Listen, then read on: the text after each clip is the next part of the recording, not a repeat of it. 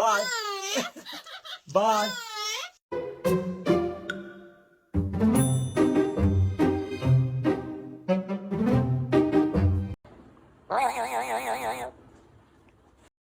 Can you explain the flip over? It seems like an unnatural position for a bird. Well, you're not wrong. It is a little unnatural for them to flip over, especially letting a human hold them in the palm of their hand. Although parrots will flip upside down to reach for fruit, and there are playful birds like kaiques that are known for rolling over on their backs.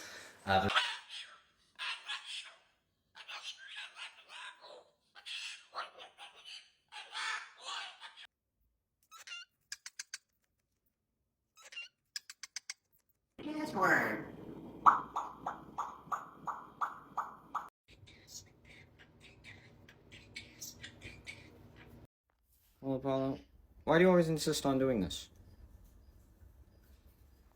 He is under the desk. That's for sure. Don't understand how Petco can watch these videos and not want to send me a bird hut. I even went to investigate further. It is not bird toys, so I left. Cup and a metal straw.